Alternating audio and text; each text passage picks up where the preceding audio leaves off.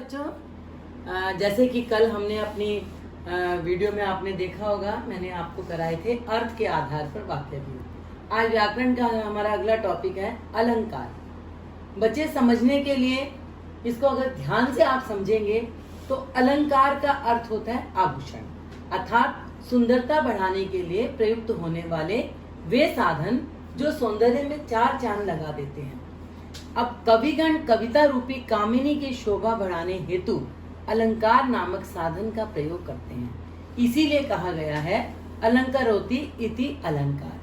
समझने की बात यह है कि जैसे हम अपने आप को सुंदर दिखाने के लिए आभूषणों का प्रयोग करते हैं, उसी प्रकार से काव्य में सौंदर्य बढ़ाने के लिए अलंकारों का प्रयोग किया जाता है। परिभाषा में अगर आप इसको समझेंगे, जिन गुण धर्मों द्वारा काव्य की शोभा बढ़ाई जाती है उन्हें अलंकार कहते हैं। अब बच्चे अलंकार के भेद हम समझेंगे कि काव्य में कभी अलग अलग शब्दों के प्रयोग से सौंदर्य में वृद्धि की जाती है, तो कभी अर्थ में चमत्कार पैदा करके, यानी कि कभी शब्द के आधार पर काव्य के सौंदर्य बढ़ाया जाता है, तो कभी अर्थ के आधार पर। इस आधार पर अलंकार के दो भेद होते हैं। पहला हमारा होता है शब्द अलंकार, दूसरा हमारा अर्थ अलंकार। अब शब्द अलंकार जैसा कि शब्द से ही समझ में आ रहा है बच्चे आपको, जब काव्य में शब्दों के माध्यम से काव्य सौंदर्य में वृद्धि की जाती है तब उसे शब्द अलंकार। किसके माध्यम से बच्चे? शब्दों के माध्यम से। इस अलंकार में एक बात रखने वाली यह है कि शब्द अलंकार में शब्द विशेष के कारण सौंदर्य उत्पन्न होता है। उस शब्द विशेष का पर्यायवाची रखने से काव्य सौंदर्य समाप्त हो जाता है। जैसे समझो, कनक कनकते सोगुनी माधकता अधिकाय। यहाँ कनक के स्थान पर उसका पर्यायवाची शब्द गेहूं या धतूरा रख देने पर काव्य सौंदर्य समाप्त हो जाएगा। जैसे कहते हैं ना, कनक कनकते सोगुनी मादकता अधिकाय। अब एक कनक सोने को भी कहा जाता है, एक कनक धतूरे को भी कहा जाता है, एक कनक सोने को भी कहा जाता है। समझिए। फिर शब्द अलंकार के बच्चे तीन भेद होते हैं, अनुप्रास, यमक और श्लेष। अब इसमें आप देखो, अनुप्रास अलंकार, जब काव्य में किसी वर्ण की आवृत्ति एक से अधिक बार होती है, अर्थात कोई वर्ण एक से अधिक बार आता है, तो उसे अनुप्रास अलंकार कहते हैं। जैसे उदाहरण में देखो, तरनी तनुजा तट तमाल तरवर बहुछाए। यहाँ तय वर्ण की आवृत्ति एक से अधिक बार हुई है, अतः यहाँ अनुप्रास अलंकार है। इसके अन्य उदाहरण देखो बच्चों, रघुपति राघव राजा राम पतित पावन सीताराम। रे की आवृत्ति हो गई ना बच्चे, रे रे रे।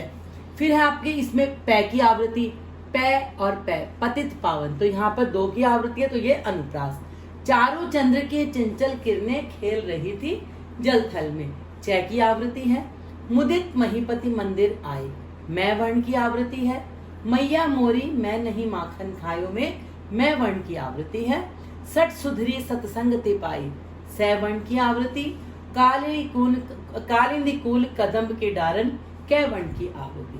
तो बच्चे यहाँ पर क्या हो गया आपका अनुप्रास अलंकार। एक अनुप्रास अलंकार ऐसा है जो आपको अनेक और उदाहरणों में भी मिल सकता है। जहां पर वर्ण की आवृत्ति एक से ज्यादा बार, वहां पर अनुप्रास अलंकार। इसी का दूसरा भाग है बच्चे यमक अलंकार। जब काव्य में कोई शब्द एक से अधिक बार आए और उसके अर्थ अलग अलग हों, तो उसे यमक अलंकार कहते हैं। जैसे तीन बेर खाती थी, वे तीन बेर खाती हैं। उपयुक्त पंक्ति में बेर शब्द दो बार आया, परंतु इसके अर्थ है समय और एक प्रकार का फल। इस तरह यहाँ यमक अलंकार है। बच्चे समझने वाली बात है कि अनुप्रास में वर्ण की आवृत्ति थी, यहाँ पर शब्द की आवृत्ति है और अर्थ की भी आवृत्ति, यानी कि अर्थ भी एक से अधिक बार आता है। इसके अन्य उदाहरण देखो, कनक कनकते सोगुनी माधकता अधिकाय, या खाए बोराए नर व पाए बोराए। यहाँ कनक शब्द के अर्थ है सोना धतूरा, अतः यहाँ पर यमक अलंकार है। काली घटा का घमन घटा, नव तारक मंडल वृंद खिले। यहाँ एक घटा शब्द का अर्थ क्या है बच्चे? काली घटाएं, और दूसरी घटा का अर्थ है कम होना। है कवि बेनी बेनी बयाल की चुराए लीनी। यहाँ एक बेनी का आशय कवि का नाम है बेनी प्रसाद, और दूसरा है बेनी का अर्थ बाला की चोटी यानी कि नायिका की चोटी, अतः यहाँ पर यमक अलंकार है। रति रति शोभा सब रति के शरीर की, यहाँ रति का अर्थ है तनिक तनिक अर्थात सारी, और रति का अर्थ है कामदेव की पत्नी, अतः यहाँ पर यमक अलंकार है। नगन जड़ाती थी वे नंगन जड़ाती है, यहाँ नंगन का अर्थ है वस्त्रों के बिना, नग्न और दूसरे का अर्थ है हीरा मोती आदि रत्न। तीसरा इसका भाग है बच्चे शलेष अलंकार। अब शलेष का अर्थ होता है चिपका हुआ, अर्थात एक शब्द से अनेक अर्थ चिपके होते हैं। जब काव्य में कोई शब्द एक बार आए और उसके एक से अधिक अर्थ प्रकट हो तो उसे शलेष अलंकार कहते हैं।